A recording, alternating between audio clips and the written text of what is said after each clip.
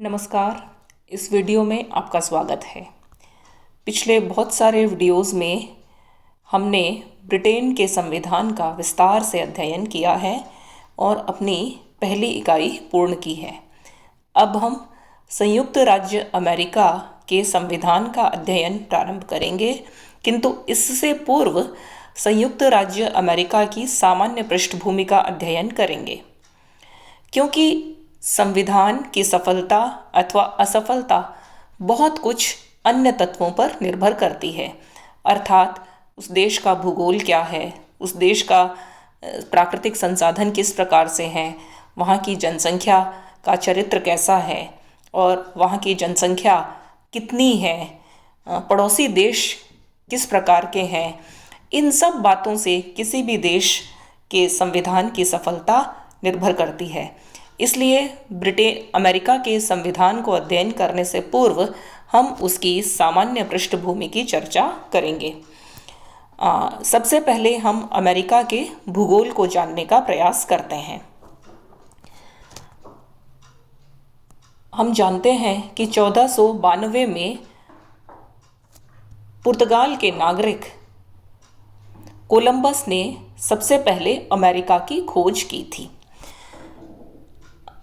Google map में यदि हम दृष्टिपात करें तो हम देखेंगे कि यह जो यूरोप का महाद्वीप है, सबसे पहले हम महाद्वीपों का सामान्य अध्ययन कर लेते हैं। ये पूरा एशिया महाद्वीप, जिसके दक्षिण में हमें भारत दिखाई दे रहा है, और ये जो बड़ा हरे रंग का जो भूखंड है यह रशिया है, और इसके पश्चिम में यह यूरोपीय महाद्वीप है। इधर इसके दक्षिण में यह अफ्रीका महाद्वीप है। यूरोप महाद्वीप जो कि मध्यकाल में सभ्यता का प्रमुख केंद्र रहा और जिसे अंतर्राष्ट्रीय राजनीति कहते हैं, उस अंतर्राष्ट्रीय राजनीति का प्रमुख केंद्र यही यूरोप का महाद्वीप रहा है। यूरोपीय महाद्वीप के हम यूरोपीय महाद्वीप के प्रमुख देशों को यदि यहाँ उनकी स्थिति को देखें तो यहाँ हमें एक छोटा द्वीप दिखाई दे रहा है जिसे यूनाइटेड किंगडम अथवा ब्रिटेन कहते हैं, जिसका अध्ययन इसके संविधान का हमने पहली इकाई में किया। यूनाइटेड किंगडम के अलावा जो अन्य महत्वपूर्ण देश जो कि यूरोप की महाशक्तियाँ कहलाती थीं आधुनिक काल के प्रारंभ में और मध्यकाल में, उन महाशक्तियों में इधर ये फ्रांस है, पुर्तगाल है, स्पेन, ये Germany, Netherlands, Denmark, Belgium, Austria, ये सभी राज्य यूरोप का निर्माण करते हैं। 1492 में कोलंबस के द्वारा जब पहली बार अमेरिका की खोज की गई, उसके पश्चात यूरोप के नाविकों का अमेरिका की तरफ जाना एक सामान्य प्रक्रिया बन गया। पुर्तगाल ये देश है जहाँ से कोलंबस समुद्री यात्रा करता हुआ पुर्तगाल से यहाँ अमेरिका पहुँच गया। और इस तरह से हम देखते हैं कि अमेरिकी महाद्वीप और यूरोपीय महाद्वीप के मध्य में एक समुद्र है जिसे उत्तरी अटलांटिक समुद्र कहा जाता है। और इस प्रकार से ये दो महाद्वीप उत्तरी अटलांटिक समुद्र से पृथक होते हैं। यूरोपीय महाद्वीप में संघर्षरत ये जो विभिन्न सम्राट थे, क्योंकि आधुनिक काल के प्रारंभ में 14वीं और 15वीं शताब्दी में यूरोप में शक्तिशाली निरंकुश राज्यों का उदय हो चुका था और ये राजा दूरस्थ स्थानों पर अपने अपने उपनिवेश बनाने के लिए तत्पर थे। जिन राजाओं को जहाँ भी भूमि का टुकड़ा मिला, उन्होंने वहीं पर उस टुकड़े को अपने अधीन बना लिया। अन्य राज्यों को उपनिवेश बनाने की प्रक्रिया में इन राज्यों ने एशिया और अफ्रीका महाद्वीप को अपना उपनिवेश बनाया, और यह जिस नए महाद्वीप की खोज की गई थी पुर्तगाल के कोलंबस के द्वारा, वहाँ भी एक बार खोज होने के बाद में यूरोपियों का जाने का क्रम प्रारंभ हो गया। इस प्रकार अब हम इस अमेरिकी महाद्वीप को देखते हैं। यह जो हम नक्शा देख रहे हैं यह उत्तरी अमेरिकी महाद्वीप का है। उत्तरी अमेरिका एशिया और अफ्रीका के बाद दुनिया का तीसरा बड़ा महाद्वीप है। इस उत्तरी अमेरिका में 3 बड़े देश हमें दिखाई दे रहे हैं। जो इसके उत्तर में एक देश दिखाई दे रहा है वो है कनाडा, और इसके दक्षिण में जो दूसरा छोटा सा देश दिखाई दे रहा है वो है मैक्सिको। कनाडा और मैक्सिको के बीच में जिस अमेरिका की हम बात कर रहे हैं वो है संयुक्त राज्य अमेरिका अथवा यूनाइटेड स्टेट्स ऑफ अमेरिका, जिसको अंग्रेजी में सामान्यतः यूनाइटेड स्टेट्स कहा जाता है और हिंदी में उसे सामान्यतः केवल अमेरिका के नाम से संबोधित किया जाता है। यही यूनाइटेड स्टेट्स या हिंदी में जिसे अमेरिका कहते हैं, इसी अमेरिका की खोज कोलंबस ने की थी, और एक बार जब इसकी खोज हो गई तो यहाँ पर यूरोपियों का लगातार आना प्रारंभ हो गया। यूरोप के अलग अलग राजाओं ने यहाँ अपनी कंपनियों को भेजा और यहाँ अपने उपनिवेश बनाए। राजाओं के अधिकार पत्र लेकर के, राजाओं की आज्ञा प्राप्त करके 15वीं और 16वीं शताब्दियों में यहाँ पर यूरोपीय जातियों का बाहुल्य स्थापित हो गया, और ये कुल मिलाकर के 13 उपनिवेश इस अमेरिका के पूर्वी भाग में स्थापित हो गए। यदि इस अमेरिका के हम भूगोल की चर्चा करते हैं तो हम देख सकते हैं कि अमेरिका अपने उत्तर और दक्षिण की तरफ इससे कम शक्तिशाली राज्यों कनाडा और मैक्सिको से घिरा हुआ है, और इसके पश्चिम में प्रशांत महासागर है, उत्तरी प्रशांत महासागर है, और इसके पूर्व में उत्तरी अटलांटिक महासागर है। इस प्रकार से संयुक्त राज्य अमेरिका के आसपास कोई अन्य शक्तिशाली राज्य नहीं है जो इस पर आक्रमण करके इसको दुर्बल बना सके। अमेरिका के इन राज्यों की ऐतिहासिक पृष्ठभूमि या संविधान निर्माण के विभिन्न चरणों को हम अगले वीडियो में देखेंगे, किंतु इस वीडियो में हम इसके अन्य तत्वों की चर्चा करते हैं। इस प्रकार से गूगल मैप में हम ये देख चुके हैं कि यह जो स्थिति है संयुक्त राज्य अमेरिका की, यह अन्य राज्यों से बिल्कुल पृथक इसको स्थापित करता है।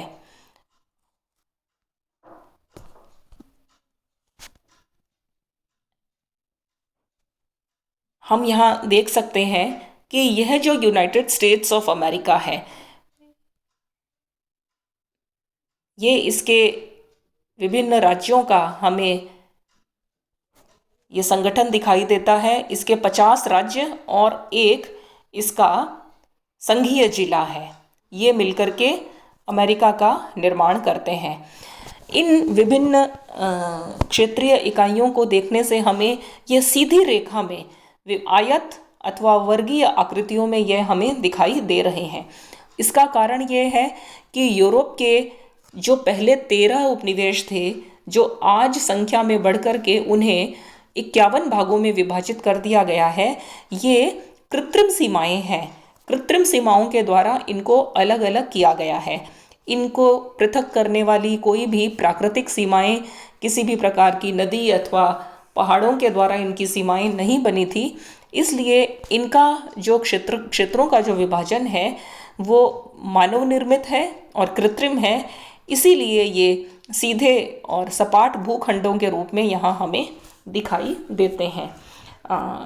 मानचित्र को देखने से हम यह भी देखते हैं कि इसके जो पूर्वी भाग में बहुत अधिक नगर और बहुत अधिक छोटे छोटे राज्य हैं, जबकि पश्चिमी भाग में अधिक भूखंड वाले कम राज्य हैं। इसका कारण यह है कि यूरोपीय लोग जो सबसे पहले आए, उन्होंने पूर्वी अमेरिका में आकर के ही अपने उपनिवेश बनाए थे, और यहाँ पर उन्होंने अपना अपना वर्चस्व स्थापित कर लिया था। इस प्रकार से अमेरिका के जो सबसे पुराने नगर बने वो पूर्वी अमेरिका में ही बने थे। अमेरिका की जो राजधानी है वॉशिंगटन डीसी, उसका निर्माण अमेरिका के संविधान के निर्माण के बाद किया गया। राष्ट्रीय राजधानी के रूप में मैरीलैंड राज्य में इसको बनाया गया था। यहाँ हम ये देख सकते हैं कि ये वॉशिंगटन डीसी जो एक नया नगर था जिसका निर्माण संयुक्त राज्य अमेरिका के निर्माण के बाद हुआ था। इससे पूर्व इसकी राजधानी न्यूयॉर्क थी। न्यूयॉर्क भी इसी पूर्वी अमेरिका में स्थित एक प्रांत है जिसकी राजधानी न्यूयॉर्क है। इस तरह से यह एक समृद्ध अमेरिका का मानचित्र हम यहाँ पर देख सकते हैं। अमेरिका के इस मानचित्र में हमें यहाँ पर दिखाई देता है जो हरे रंग का जो भाग है वो संयुक्त राज्य अमेरिका है, और कनाडा के उत्तरी पश्चिमी हिस्से में ऊपर अमेरिका का एक अलास्का नामक प्रांत है जो कि अमेरिका का ही भाग है। इस ग्लोब में हम अमेरिका की स्थिति को भली प्रकार से देख सकते हैं। ये जो ग्लोब है इसमें अमेरिका की स्थिति के द्वारा हमें यह भी पता चलता है कि अमेरिका में जो जनसंख्या का घनत्व है वो किनारे किनारे है, अर्थात समुद्र के तटों के आसपास बड़े बड़े नगरों का और जनसंख्या का निवास हुआ, और इसके भीतर के जो क्षेत्र हैं वो आज भी घने जंगलों के रूप में विद्यमान है। बहुत सारे प्राकृतिक संसाधन, बहुत सारे खनिजों की, सोने की जो विशाल खाने हैं वो इन घने जंगलों में स्थित हैं। अमेरिका की जो वन संपदा है जिसमें बहुत सारे विविधतापूर्ण पशु इत्यादि हैं वो भी यहाँ पे पर्याप्त मात्रा में विद्यमान है। अमेरिका का यह राष्ट्रीय ध्वज है। अमेरिका का ये चिन्ह राष्ट्रीय चिन्ह है और इसका राष्ट्रवाक्य है इन गॉड वी ट्रस्ट, ईश्वर जिस पर हमें विश्वास है। राष्ट्रवाक्य यद्यपि ईश्वर के नाम पर बना हुआ है किंतु अमेरिका एक धर्मनिरपेक्ष राज्य है, अर्थात ब्रिटेन की तरह ये एक धार्मिक राज्य नहीं है। यहाँ का संविधान किसी भी धर्म को राज्य धर्म के रूप में स्वीकार नहीं करता। अमेरिका की राजधानी वॉशिंगटन डीसी है। न्यूयॉर्क इसका सबसे बड़ा नगर है।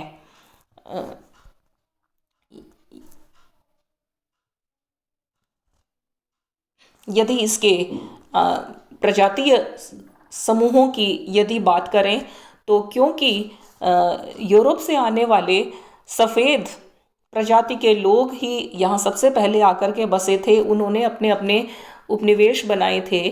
फ्रांस के, स्पेन के, ऑस्ट्रिया के, इंग्लैंड के अलग अलग उपनिवेश यहाँ पर बन चुके थे।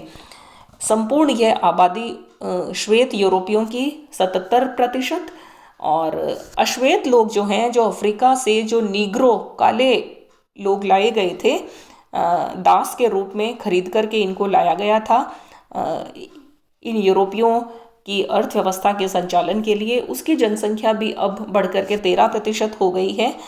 एशियाई समुदाय के लोगों का भी अमेरिका में जाना एक बहुत बड़े आकर्षण का विषय है और एशियाई जनसंख्या बढ़कर के अब वहाँ पर 5.6% हो गई है। और जो अमेरिका के जो मूल निवासी थे, जिन्हें रेड इंडियंस कहा जाता है, ये रेड इंडियंस की आबादी अब घटकर मात्र 1.2% रह गई है। प्रारंभ में जब यूरोपियों ने यहाँ पर अपने उपनिवेश बनाए तो उस प्रक्रिया में उन्होंने यहाँ के मूल निवासियों को खूनी संघर्षों में इनको मार गिराया और मूल निवासियों को समाप्त कर दिया। इस प्रकार से पूरी की पूरी जनसंख्या को बहुत क्रूर तरीके से एशियाई गोरे लोगों ने समाप्त कर दिया और आज उनकी आबादी समाप्त होकर के और केवल नाम मात्र की आबादी, केवल 1% ये लोग यहाँ रह गए हैं। धर्म की यदि चर्चा करें तो 70% ईसाई है, और बहुत कम संख्या में 1% 2% के लगभग यहूदी हैं और 1% से भी कम मुस्लिम, बौद्ध, हिंदू और अन्य धर्मावलंबी हैं। एक बड़ी जनसंख्या 22% से भी अधिक लोग वो हैं जो अपने आप को अत्याधुनिक कहते हैं और वो किसी भी धर्म को स्वीकार नहीं करते। हाल ही में अमेरिका में राष्ट्रपति चुनाव हुए जिनमें जो बाइडेन, जो कि डेमोक्रेटिक पार्टी के उम्मीदवार थे, वो राष्ट्रपति बने हैं डोनाल्ड ट्रंप के स्थान पर, और उपराष्ट्रपति बनी हैं एशियाई अफ्रीकी मूल की कमला हैरिस। कमला हैरिस जिनकी माँ भारतीय मूल की तमिलनाडु की उनकी माँ थी और उनके पिता अफ्रीकी थे। तो इस तरह से एशिया अफ्रीका मूल की कमला हैरिस वहाँ पर अब पहली महिला उपराष्ट्रपति बनी है। इसके क्षेत्रफल की यदि चर्चा करें तो लगभग 91,61,61,923 स्क्वायर किलोमीटर इसका क्षेत्रफल है। इसका भू क्षेत्र दुनिया के देशों में चौथा सर्वाधिक है और यदि इसकी समुद्री क्षेत्र को भी मिला लें तो अमेरिका का जो क्षेत्र है वो तीसरा बड़ा राज्य है दुनिया का। इसकी जनसंख्या वर्तमान में 2019 की जनगणना के अनुसार 32,57,93 इसकी जनसंख्या है। इस प्रकार एक विशाल किंतु भू क्षेत्र के अनुपात में कम जनसंख्या और प्रचुर संसाधनों, प्राकृतिक संसाधनों वाला यह देश है। इसका सकल घरेलू उत्पाद, जिसको कि ग्रॉस डोमेस्टिक प्रोडक्ट या जीडीपी कहते हैं, वह बहुत ऊंचा है और 14,264 अरब डॉलर प्रतिवर्ष इसका सकल घरेलू उत्पाद है और इसकी प्रति व्यक्ति आय है वो 46,859। मुद्रा अमेरिकी डॉलर है और इसके जो राज्य हैं,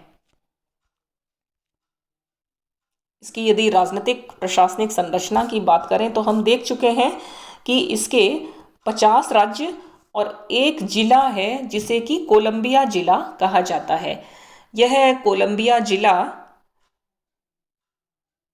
वॉशिंगटन डीसी, जो कि अमेरिका की राजधानी है, उसके आसपास के क्षेत्र से मिलाकर के कोलंबिया जिला बना है।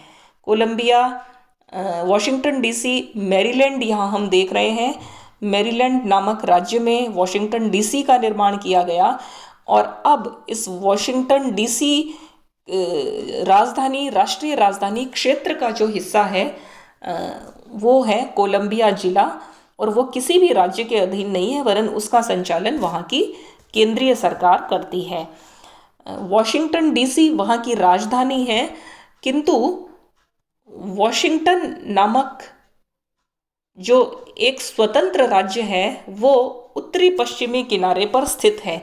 यहाँ हम देख रहे हैं ये वॉशिंगटन, इसलिए हमें यहाँ पर इस बात का भ्रम उत्पन्न नहीं होना चाहिए। वॉशिंगटन राज्य अलग है और वॉशिंगटन डीसी नामक जो राजधानी है वो अलग है। दोनों दो किनारों पर स्थित है और इस तरह से यहाँ हम सीधी रेखाओं में देख सकते हैं मानव निर्मित